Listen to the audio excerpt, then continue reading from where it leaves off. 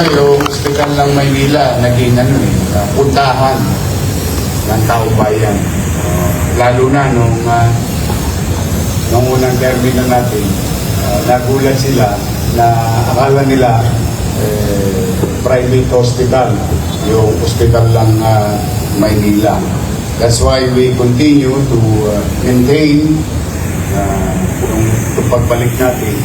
At binabanggit niya pong renovation ng emergency room, the same thing that we did with the hospital na Sampaloc, is to create,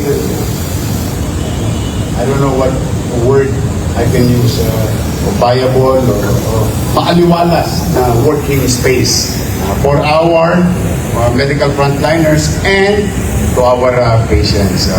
At natutuwa ako dahil for so many months now, since inumpisahan natin na buhayin yung cath lab, napakarami na pong nagpa-angiogram at angioplasty. Salamat sa ating mga interventionist, cardio-interventionist, o mga doktor natin, nurses and medtech.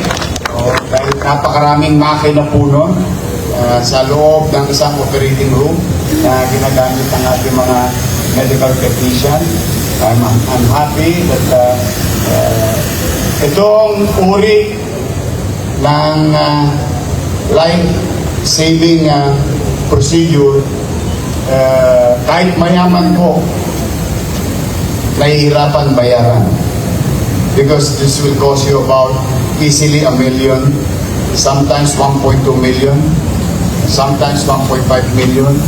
Minsan pagka na, ayoko na magsalita ng private hospital name, but definitely it cost them 3 million pesos.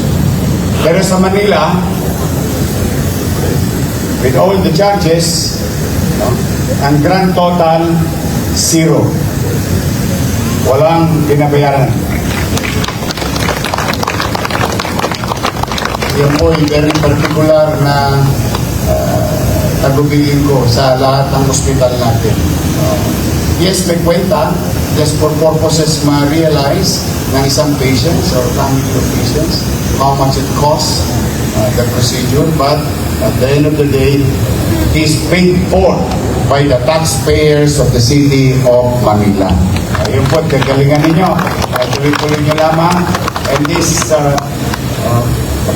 proof or maraming patunay na kung saan ang inyong pamahalang lungsod ay patuloy na mamumuhunan sa MBN, minimum basic needs, housing, education, healthcare, and jobs. And congratulations.